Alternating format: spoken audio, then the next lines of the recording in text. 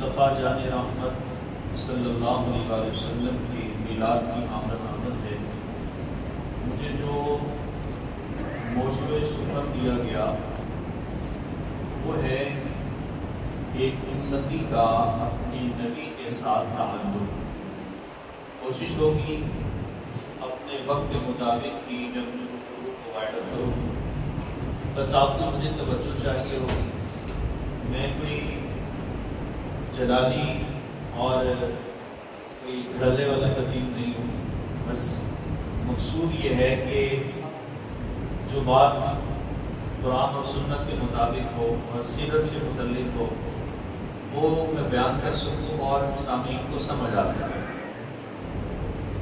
اللہ رب العالمین کے وحدہ لا شریک نے قرآن عزیز قرآن رشید میں ارشاد فرمایا، پیارے محبوب صلی اللہ علیہ وسلم آپ فرما دیجئے اگر تم اللہ سے محبت کرتے ہو فاتبعونی، تم میری اتباع کرو، میری پیروی کرو۔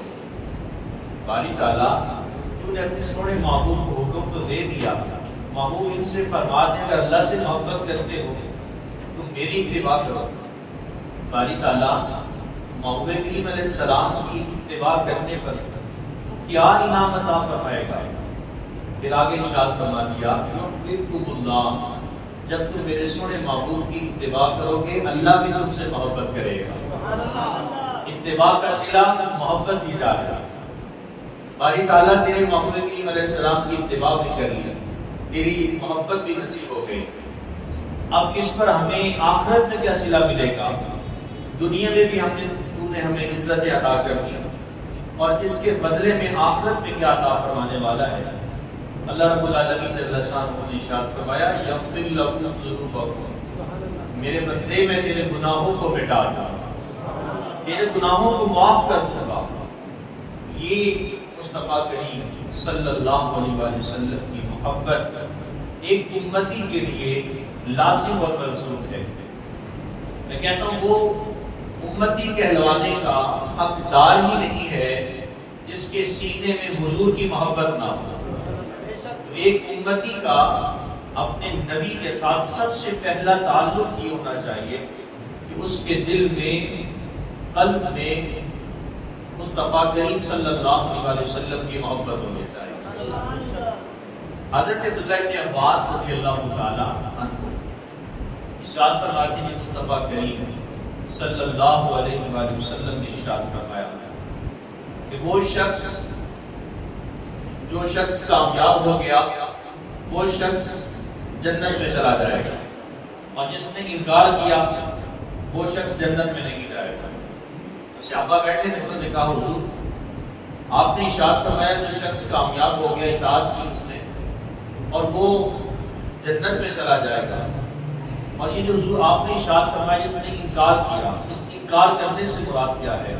حضور نے ارشاد فرمایا جس نے میری اتباع نہ کی وہ جہنم میں جائے گا۔ حضرت سیدنا سفیان ثوری رحمۃ اللہ علیہ آپ نے بڑی خوبصورت بات ارشاد فرمائی۔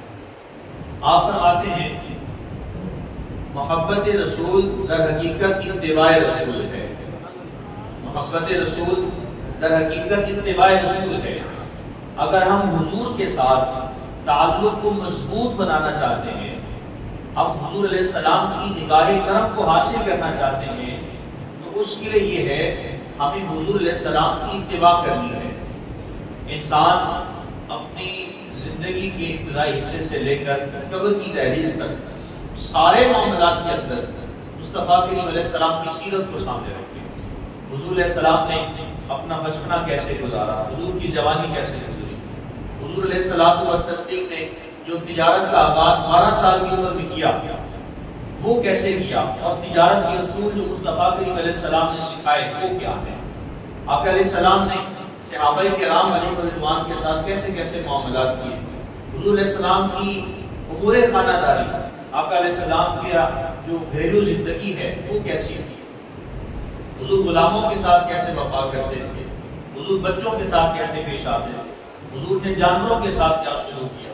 تو یہ وہ ساری چیزیں ہیں جو ہمیں کچھ سکھاتی ہیں کہ مصطفیٰ کریم صلی اللہ علیہ وسلم کے ساتھ اگر تعلق کو مضبوط بنانا ہے تو پھر حضور کی سیرت کو بنانا ہے۔ فرمایا کہ محبت رسول در حقیقت اتباع رسول ہے. اگر حضور کی محبت کو حاصل کرنا چاہتے ہیں تو پھر حضور کے نقش قدم پہ چلنا چاہیے. مصطفیٰ کریم صلی اللہ علیہ وسلم کی 63 سالہ زندگی یہ ہم سے کچھ تقاضا کرتی ہے. وہ تقاضا یہ ہے کہ اللہ رب العالمین جل شانہ کی اطاعت کی جائے اور مصطفیٰ کریم علیہ السلام کی اتباع کی جائے. حضرت سیدنا ابو ہریرہ رضی اللہ تعالی عنہ ارشاد فرماتے ہیں کہ حضور ہمارے سامنے موجود تھے. حضور علیہ الصلوۃ والتسلیم نے صحابہ کے سامنے اعلان فرمایا کہ ہے تم میں سے کوئی شخص جس کو میں کچھ باتیں کہوں, کچھ احکام کہوں, جو ان باتوں کو سنے اور اس پر عمل پیرا ہو, یا کوئی ایسا شخص ہو جو ان باتوں کو سن کر ان تک پہنچائے جو ان باتوں کے پر عمل پیرا ہو. تو حضرت سیدنا ابو ہریرہ رضی اللہ تعالیٰ عنہ ارشاد فرماتے ہیں حضور میں آپ کی بات کو سنوں گا بھی اور اس پر عمل بھی کروں گا. آقا علیہ السلام نے حضرت سیدنا ابو ہریرہ کا ہاتھ پکڑ کر ارشاد فرمایا, کہا ابو ہریرہ 5 چیزیں اپنی زندگی کے اوپر لازم کر لو. اگر تم ایسا کر لو گے تم دنیا میں بھی کامیاب ہو جاؤ گے اور آخرت میں بھی کامیاب ہو جاؤ گے. تمہاری دنیا بھی تمہاری ہو جائے گی اور آخرت بھی تمہاری ہو جائے گی.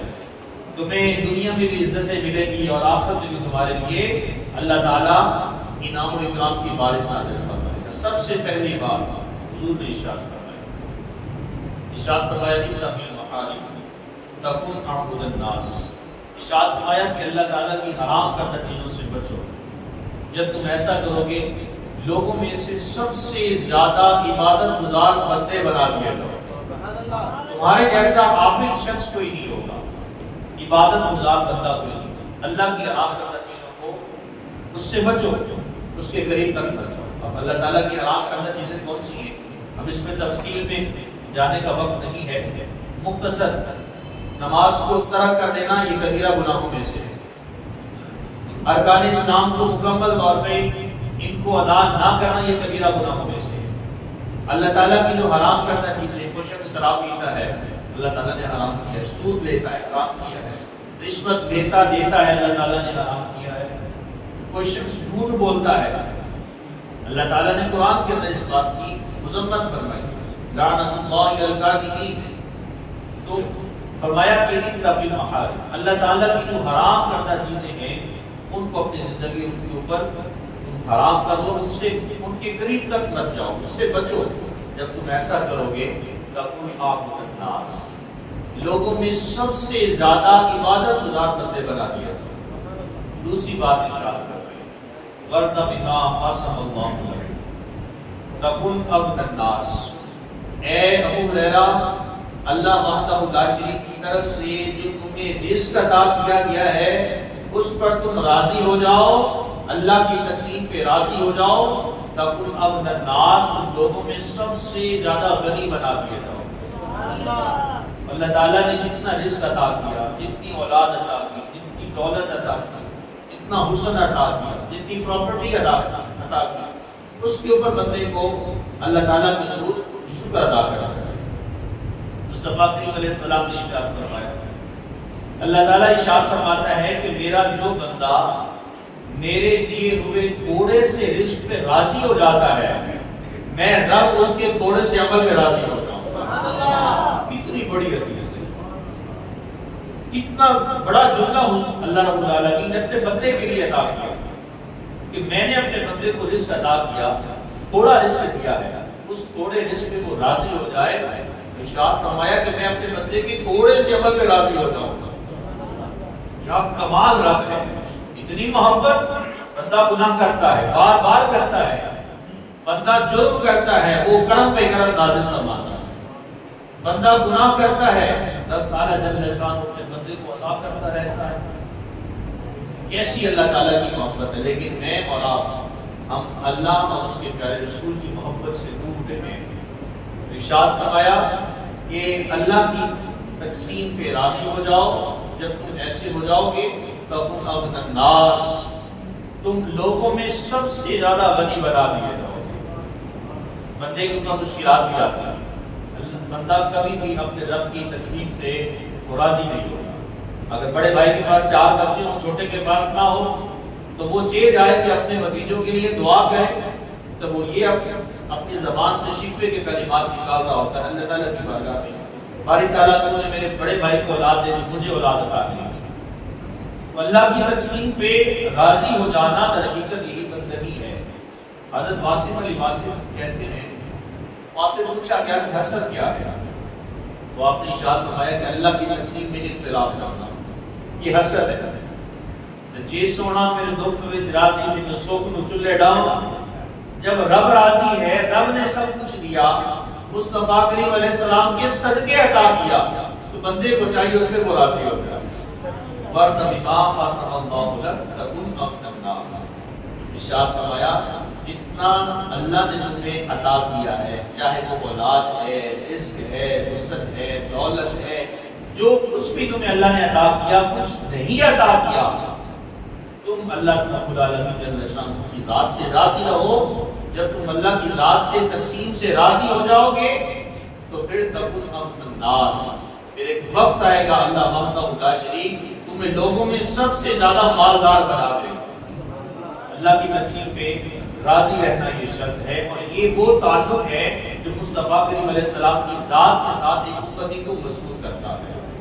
تیسری بات ارشاد فرمائی، کہا ابو ہریرہ واقسم الی جارک تکن مؤمنا، ارشاد فرمایا اے ابو ہریرہ اپنے پڑوسی کے ساتھ حسن سلوک کرو، جب تم ایسا کرو گے تو تم کامل مومن بنا دیے جاؤ گے، کامل مومن بن جاؤ گے۔ اپنے پڑوسی کے ساتھ حسن سلوک کرو، پڑوسی کے ساتھ حسن سلوک کیا گیا؟ آقا علیہ السلام نے حضرت عائشہ صدیقہ عفیفہ عتیقہ رضی اللہ تعالی عنہ سے ارشاد فرمایا، عائشہ جب گھر میں کچھ کھانا بناؤ تھوڑا زیادہ بنا لیا کرو، اس لیے اپنے ہمسایوں کو دینے کے لیے۔ مصطفیٰ کریم علیہ السلام نے اپنے عمل کو اپنے امتیوں کے لیے دلیل بناتے ہوئے عمل کیا ہے۔ مصطفیٰ جان رحمت صلی اللہ علیہ وآلہ وسلم آپ کا ہر عمل امتی کے لیے دلیل ہے، اور جیسے میں نے پہلے عرض کیا کہ وہ کیسا امتی جس کے دل میں مصطفیٰ کریم علیہ السلام کی محبت نہ ہو اور حضور کی سیرت پر وہ عمل پیرا ہونے والا نہ ہو۔ ارشاد فرمایا اپنے پڑوسی کے ساتھ حسن سلوک کرو، جب تم ایسا کرو گے تو پھر اللہ وحدہ لا شریک تمہیں کامل مومن بنا دے گا۔ چوتھی بات ارشاد فرمائی، اے ابو ہریرہ احب للناس ما تحب لنفسک تکن مؤمنا مسلما، ارشاد فرمایا کہ تم اپنے لیے جو چیز پسند کرو وہی شاید دوسرے کے لیے بھی پسند کرو، دوسرے مسلمان بھائی کے لیے وہی چیز پسند کرو، جب تم ایسا کرو گے تکن مسلما تم کامل مسلمان بنا دیے جاؤ گے۔ آقا علیہ السلام نے ارشاد کیا غلاموں سے متعلق، کہا جو کپڑا تم خود پہنو اپنے غلاموں کو وہی پہناؤ، جو تم خود کھاؤ اپنے غلاموں کو اپنے ماتحتوں کو وہی تم جو ہے وہ کھلاؤ، کپڑا بھی وہ اسی طرح کا پہناؤ، کھلاؤ اسی طرح کا، جو آپ اپنے لیے جو چیز پسند کرتے ہیں وہی شاید آپ دوسروں کے لیے وہی پسند کریں۔ آج دیکھ لیجئے اس دور فتن کے اندر کیسے کیسے لوگ ہمارے معاشرے میں پائے جاتے ہیں، کیسی ایک تفریق آ چکی ہے، افراط و تفریق، کسی کے لیے اعلیٰ سے اعلیٰ ترین کھانے ہیں اور کسی کو ایک وقت کا بھی نان شبینہ میسر نہیں ہے۔ کیسی اللہ تعالیٰ کی تقسیم ہے، لیکن بندے کو حکم ہے کہ وہ راضی رہے۔ ڈی ایچ اے میں آنا جانا ہوتا ہے، چونکہ میں رہائش میں نہیں ادھر ہی ہے، تو اکثر دیکھا گیا بڑی بڑی گاڑیاں 50-50 لاکھ کی گاڑیاں، ان کی فرنٹ سیٹ کے اوپر کتوں کو بٹھایا جاتا ہے، ان کے لیے الگ سے بیڈ روم، الگ سے ان کے لیے کھانے، اور کھانے بھی وہ جو اعلیٰ ترین۔ تو مجھے بھی وہ میاں صاحب علیہ رحمہ کا وہ شعر یاد آ جاتا ہے، ربا تیریاں تو ہی وہ جاڑیں ہے کی کھیڑ بنائی، لوگی رات کو مکھے سوندے کچے کھان کے لائی۔ تو جب ہم افراط و تفریق سے کام لیں، انسان کے منہ میں لقمہ جانا چاہیے تھا، وہ لقمہ ہم نے کتوں کے منہ میں ڈال دیا، ہم نے کتوں کو اس کے اوپر اتنے پیسے لگانا شروع کر دیے، ہم نے ان کے لیے الگ الگ بیڈ رومز ان کے لیے بنا دیے، ایک انسان ہے جو لقمے کو ترس رہا ہے۔ ارشاد فرمایا اپنے پڑوسی کے ساتھ حسن سلوک کرو، جب تم ایسا کرو گے تکن مسلما تم کامل مسلمان بنا دیا جاؤ۔ یہ وہ چیزیں ہیں اگر ہم مخلوق خدا کے ساتھ کریں گے، ہمارا تعلق ہمارے نبی کے ساتھ مضبوط ہو جائے گا۔ جب ہمارا تعلق ہمارے نبی کے ساتھ مضبوط ہوگا تو بعینہ ہی ہمارا تعلق رب تعالیٰ کے ساتھ مضبوط ہو جائے گا. چونکہ مخلوق سے محبت در حقیقت یہ وہ چیز ہے جو کڑی با کڑی سلسلہ با سلسلہ ہمیں رب تعالیٰ کی محبت عطا کرے. اور پانچویں اور آخری بات آقا علیہ السلام نے ارشاد فرمائی، اے ابو ہریرہ زیادہ ہنسنا نہ کرو، زیادہ ہنسنا دل کو مردہ کر دیتا. آقا علیہ السلام نے ساری زندگی کا نہیں لگایا. منہ کھول کر آقا علیہ السلام نے کبھی آپ نے کہکا نہیں لگایا، ساری زندگی تبسم فرمایا، لبوں میں مسکراہٹ رہی. تو یہ جو سبق دیا ہے ارشاد فرمایا کہ اے ابو ہریرہ زیادہ ہنسنا نہ کرو، زیادہ ہنسنا دل کو مردہ کر دیتا ہے. تو یہ 5 باتیں جب اپنی زندگی کے اندر لے آئیں گے ہمارا تعلق مصطفیٰ کریم علیہ السلام کے ساتھ مضبوط ہو جائے گا. جب حضور کے ساتھ تعلق مضبوط ہوگا تو یہی وہ تعلق ہے جو ہمیں رب تعالیٰ کے ساتھ محبت میں مضبوطی لے آئے گا. یہ یاد رکھیے، جیسے میں نے پہلے عرض کیا کہ محبت رسول در حقیقت اتباع رسول ہے. ایک امتی جب اپنی نبی کی باتوں کو مانے گا، نبی کی سیرت پر عمل پیرا ہوگا تو پھر حضور لازمی خوش ہوں گے. میں چھوٹی سی مثال، آج میں نے درس قرآن میں صبح کے وقت میں نے کہا کہ ایک بیٹا ہے وہ باپ سے ناراض ہو جائے گا. اس بنیاد پر باپ نے تو بات کے ہی بیٹے نے تسلیم نہ کی، باپ بھی ناراض ہو گیا، بیٹا بھی ناراض ہو گیا. اب ہوگا کیا؟ گھر کے اندر کافی دنوں تک وہ گہما گہمی رہے گی، باپ بیٹے کو نہیں بلائے گا اور بیٹا باپ سے نالا رہے گا. ایک چھوٹی سی مثال ہے، اس بیٹے نے باپ کا حکم نہیں مانا، باپ نے کہا بیٹا یہ کر لو، بیٹے نے کہا میں نہیں کرتا، باپ ناراض ہو گیا. تو سوچیں ایک امتی، ایک ادنا سی مخلوق، آپ کے والد گرامی آپ سے ناراض ہو گئے، آپ نے ان کی ایک بات نہ مانی. سوچیں مصطفیٰ کریم علیہ السلام کی ہم جو صبح سے لے کر رات تک نافرمانی کرتے ہیں، پھر ہم کس منہ سے اللہ کی بارگاہ میں جا کر ہم حضور علیہ السلام کا سامنا کریں گے. کتنی ایسی باتیں حضور کے بالکل خلاف چل رہے ہیں. آقا علیہ السلام نے ساری زندگی کبھی کسی کو گالی نہیں دی، آقا علیہ السلام نے کبھی فحش کلام نہیں کیا، حضور نے کبھی کسی کو لعنت نہیں دی. صحابی رسول رضی اللہ تعالیٰ روایت کرتے ہیں آقا علیہ السلام کے اندر 3 خوبیاں پائی جاتی ہیں. لم یکن رسول اللہ صلی اللہ علیہ وسلم فاحشا، آقا علیہ الصلوۃ والتسلیم نے کبھی جو ہے وہ فحش کلام نہیں کیا، غلط گفتگو نہیں کی. دوسری بات ولا لعانا، حضور نے کبھی کسی کو لعنت نہیں کی. تیسری بات ولا سبابا، حضور نے کبھی کسی کو گالی نہیں دی. اب مجھے بتائیے اگر میں اپنی زبان سے گالی بھی دیتا ہوں، میں لعن طعن بھی کرتا ہوں اور میں فحش کلام بھی کرتا ہوں، تو میں کس زبان سے کہوں گا کہ میرا تعلق میرے محبوب کے ساتھ جڑ جائے گا، میرا تعلق حضور کے ساتھ پختہ ہو جائے گا؟ جب میری زبان پاکیزہ نہیں ہے، جس زبان سے میں حضور کا نام لیتا ہوں، میں اسی زبان سے گالیاں بھی دیتا ہوں، میں اسی زبان سے لوگوں کو مذاق بھی ان کا اڑاتا ہوں، تو یہ میری کیسی محبت ہے؟ اپنے سارے زندگی کے دن کے معاملات کے اندر ہم ایک ایک چیز کو دیکھیں کہ کون سی چیز ایسی ہے کہ جس سے میرے حضور ناراض ہو سکتے ہیں، کون سی ایسی بات ہے کہ میں اگر کہوں گا اپنی زبان سے نکالوں گا تو میرے محبوب مجھ سے ناراض ہو جائیں گے. آدمی یہ سوچے کہ انسان ہے وہ اپنے باپ کو ناراض نہیں کرنا چاہتا لیکن اپنی نبی کو ناراض کر دیتا ہے.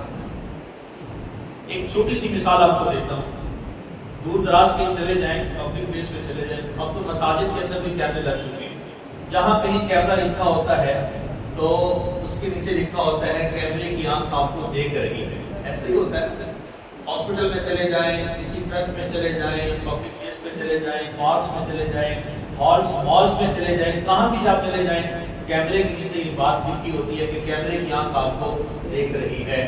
اب دیکھیے بندہ وہاں اس کے سامنے گناہ کرنے سے ڈرے گا، غلطی کرنے سے ڈرے گا. کیوں؟ اگر میں نے غلطی کی، چوری کی، ڈکیتی کی، کسی کو چھیڑ چھاڑ کی، کوئی کسی قسم کا نقصان کیا تو انتظامیہ مجھے جا کے پکڑ لے گا. ایسے ہی ہوتا ہے، اس کیمرے کے سامنے کھڑے ہو کے بندہ ڈر رہا ہوتا ہے. لیکن اللہ تعالیٰ نے قرآن کے اندر ارشاد فرمایا واللہ بصیر بما تعملون، اللہ تمہیں دیکھ رہا ہے جو تم اعمال کر رہے ہو. اللہ کی آنکھیں کھلی کی کھلی ہیں. اللہ رب العالمین اپنی شان کے لائق دیکھ رہا ہے.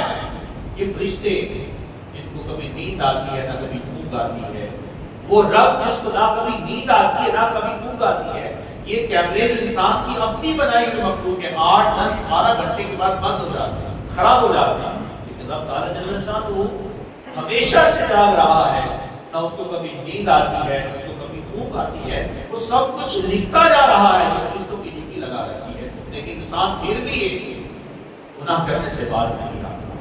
مصطفیٰ کریم صلی اللہ علیہ وسلم کی جو تعلیمات ہیں، جب بندہ ان کے اوپر عمل پیرا ہوگا تو آٹومیٹکلی بندہ مومن کا تعلق مصطفیٰ کریم علیہ السلام کے ساتھ مضبوط ہو جائے گا. اکثر بات کہا کرتا ہوں، ہمارے جو اسلاف تھے انہوں نے بڑی اعلیٰ ترین انہوں نے باتیں لکھی، انہوں نے زندگی کا نچوڑ لکھ دیا. جیسے میں نے ابھی پہلے ایک جملہ آپ کے سامنے بولا کہ ربا تیریاں تو یوں جانے ہیں کہ کھیڑ بڑھائی، لوگی رات کو بھوکے سوندے کتے کھان ملائی. حضرت بابا بلے شاہ رحمۃ اللہ تعالی علیہ آپ نے بڑا نچوڑ نکالا زندگی کا. اب اس وقت کی بات ہے، صدیاں بیت چکی آپ کی دنیا سے پردہ کیا، اور آج کل کا دور فکر آپ فرماتے ہیں تسی حج بھی کیتی جاندے ہو تے لو بھی کیتی جاندے ہو. آج یہ چل رہا ہے معاملہ، بندہ ہر سال حج کرنے جاتا ہے، ہر سال عمرہ کرنے جاتا ہے، مسجد میں نماز بھی ادا کرتا ہے، اشراق چاش مغرب تہجد پنج وقتہ نمازیں ذکر اذکار اپنی کیا سے کیا کچھ کرتا ہے، ساری عبادات کرتا ہے، لیکن وہ لوگوں کا خون بھی چوستا ہے. فرماتے ہیں کہ تسی لو بھی پیتی جانتے ہو تے تسی حج بھی کیتی جانتے ہو تے لو بھی پیتی جانتے ہو، کو مال یتیمہ دا حج مسیحی جانتے، مسیح مسجد تو کہتے ہیں حج مسیحی جانتے ہو. آگے شان فرماتے ہیں پھٹ دلاندے سیتے نہیں. دل کی پھٹ کیا ہوتی ہے؟ دل کے اندر کسی کے بارے میں بغض رکھ لینا، حسد رکھ لینا، کسی کے بارے میں کھوٹ رکھ لینا. پھٹ دلاندے سیتے نہیں تے ٹوپیاں سیتی جاندے ہو، چھریاں پیروں نہ نفساں تے دمبے کیتی جاندے. ہر سال اتنی قربانی ہوتی ہے، لاکھوں کروڑوں کے حساب سے قربانیاں ہوتی ہیں. کاش ہم ایسی بھی قربانیاں کریں، اپنی نفرتوں کو قربان کریں، اپنے بغض عداوت دشمنیاں اور ایک دوسرے کے بارے میں جو کھوٹ رکھتے ہیں، کاش میں اور آپ سب کو بھی قتل کرنے والے بن جائیں، ان سب کے اوپر بھی چھری چلانے والے بن جائیں. تو آپ فرماتے ہیں پھٹ دلاندے سیتے نہیں ٹوپیاں سیتی جاتے ہو. پھر فرماتے ہیں کہ فرض بلائی بیٹھے ہو تے نفلہ نیتی جاتے ہو. بندے کو خبر ہو جائے نا کہ وہ فلاں شہر میں کوئی محفل پاک ہے تو وہاں چلا جائے گا، راستے میں جتنی نمازیں ہیں کہ وہ ساری چھوڑ دے گا. عرس مبارک کی تقریبات ہیں، محافل میلاد ہیں، جو بھی محافل ہیں یہ سنت اور مستحب ہیں. اب اس کے ذمہ میں آ کے بندہ فرض نمازیں چھوڑ دیتا ہے. مسجد کے باہر جنازہ ہوتا ہے، 7 بجے قریب لوگ وہاں ہاتھ باندھ کے کھڑے ہوتے ہیں، مسجد سے آواز آ رہی ہوتی ہے حی علی الصلاۃ حی علی الفلاح، مسجد میں جانے کے لیے آ رہے ہوتے، لیکن وہاں ہاتھ باندھ کے کھڑے ہوتے ہیں. تو یہی آپ نے صدیوں پہلے فرمایا، فرض بلائی بیٹھے ہوتے نفلہ دیتی جاندے ہو، کوئی بلے شاہ نوئی تے دسو اے کی کیتی جاندے ہو. کیا زندگی کا نچوڑ بنا رکھا ہے. تسی حج بھی کیتی جاندے ہو، لو بھی پیتی جاندے ہو، کو مال یتیمہ دا واجب سیتی جاندے ہو، پھٹ دلاندے سیتے نہیں تے ٹوپیاں سیتی جاندے ہو، فرض بلائی بیٹھے ہو تے نفلہ نیتی جاندے ہو، کوئی بلے شاہ نوئی تے دسو اے کی کیتی جاندے ہو. کاش کہ میں اور آپ ہم حضور کی سیرت پر عمل پیرا ہونے والے بن جائیں. یقین مانیے مصطفیٰ کریم علیہ السلام کی سنت یہ ہے. حضرت سیدنا انس بن مالک رضی اللہ تعالیٰ عنہ، آخری بات حضرت انس بن مالک رضی اللہ تعالیٰ آپ فرماتے ہیں حضور نے مجھے ارشاد فرمایا، یہ وہ سیاقی رسول ہیں جنہوں نے حضور کے پاس 10 سال راستہ گزارا. فرماتے ہیں کبھی حضور نے مجھے اف تک نہیں فرمایا اور یہ نہیں کہا کہ انس نے یہ کام کیوں کیا اور یہ کیوں نہ کیا. اتنی محبت 10 سال کا عرصہ. فرماتے ہیں حضور نے مجھے ارشاد فرمایا، اے میرے پیارے بیٹے یا بنیا، اے میرے پیارے بیٹے، اگر تو قدرت رکھے، طاقت رکھے، اگر تو خواہش رکھے تو ایک صبح ایک شام ایسی بھی کر کہ تیرے سینے کے اندر کسی مسلمان بھائی کے بارے میں کسی بھی طرح کا کھوٹ نہ ہو، اثر نہ ہو، بغض نہ ہو۔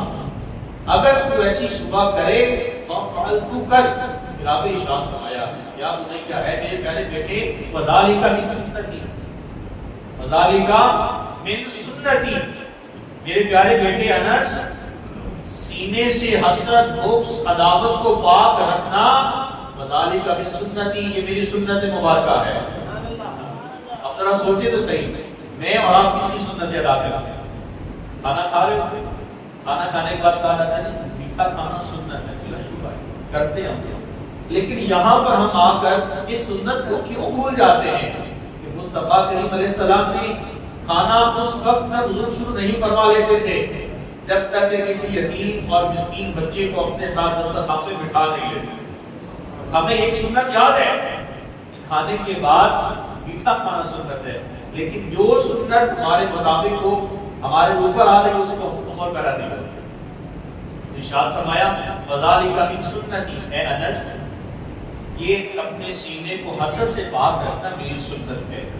ومن احیا سنتی فقد احبنی، جس نے میری سنت کو زندہ کیا فقد احبنی، گویا اس نے میرے ساتھ محبت کی، اور جس نے میرے ساتھ محبت کی کان معی فی الجنہ، اللہ وحدہ لا شریک اس کو جنت میں میرا ساتھ عطا کرے گا۔ سبحان اللہ۔ اس میلاد کے موقع پر اپنی نفرتوں کو قربان کریں، اپنے انا کو قربان کر دیں، اس بھائی کو بھی سینے لگائیں، اس بہن کو بھی سینے لگائیں، اپنی اولاد کی ہر ایک خواہش کی تکمیل کرنے کی کوشش کریں، اپنے عزیز رشتہ داروں کو سینے لگائیں جس سے صدیاں بیت چکی آپ اس سے ملاقات کیا، اور آپ نے جملہ بول دیا تھا کہ بس یہ تم مر بھی گیا تو میں تیرے منہ پہ بھی نہیں آؤں۔ ساری زندگی رشتہ دار بلاتے رہتے، جب وہ چلا جاتا ہے تو بعد اوپر سے آگے کہتے ہم تو بولتا ہی نہیں۔ عجیب لوجک، یہ وقت ہے اسے کو بلانے کا۔ اکھاں جو میٹیاں زبانہ مینوں روے گا، اپنا تے اپنا بیگانہ مینوں روے گا، جدوں میں نہ دسیا میں خارا نوں میں خانے وچ جام ٹوٹ جان کے میں خانہ مینوں روے گا۔ کئی لوک لوک رون گے تے کئی بوک بوک رون گے، کئی لوک لوک رون گے تے کئی بوک بوک رون گے، گلیاں دا سیاںا تے آیانا مینوں روے گا۔ کوئی وقت آنے والا، آنکھیں بند ہو جائیں گی، ناک میں روئی ٹھونس دی جائے گی، گھٹنے باندھ دیے جائیں گے، اور کہا جائے گا کہ فلاں صاحب کو اٹھا کر قبرستان کی طرف لے جایا جائے۔ سانسوں کی مالا ابھی ٹوٹ رہی تھی، نام باقی نہیں رہا۔ کدھر گیا تمہارا نام؟ اپنے نام کے ساتھ چودھری ملک پتنی کیا سے کیا لکھواتے تھے؟ کہاں گیا تمہارا اعلیٰ لباس؟ کہاں گئے تمہارے بلند محلات؟ وہ نام جس میں تم فخر کرتے تھے وہ نام تبدیل ہو کر تمہارے نام کے ساتھ مرہوم لگا دیا گیا۔ وہ کوٹھی بنگلے جائیدادیں جس میں تم فخر کرتے تھے ایک اس کوٹری میں چلے گئے جو چند گز پہ مشتمل ہے، جس میں سوئی کے نکے کے برابر بھی روشنی نہیں۔ تم اس بلند کوٹھی میں ناز کرتے تھے کہ میری جیسا کسی کا گھر نہیں ہو سکتا، میری کوٹھی ایسی کسی کی کوٹھی نہیں ہو سکتی۔ وہ کہاں گئی؟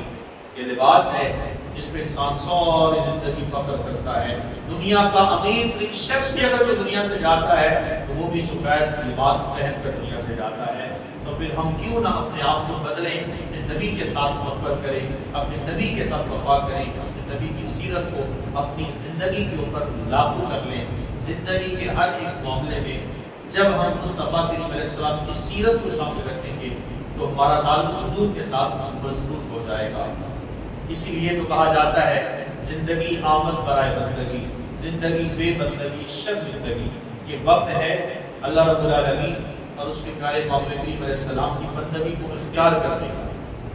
جب یہ وقت گزر گیا تو پھر آگے زندگی بے بندگی شب زندگی، پھر اللہ کی بارگاہ میں جا کر ہمیں شب زندگی کا سامنا کرنا پڑ سکتا ہے۔ اللہ تعالیٰ ان ٹوٹے پھوٹے کلمات کو میرے لیے ہم سب کے لیے ذریعہ نجات اور بخشش کا سبب بنائے، آمین۔ وآخر دعوانا ان الحمد للہ۔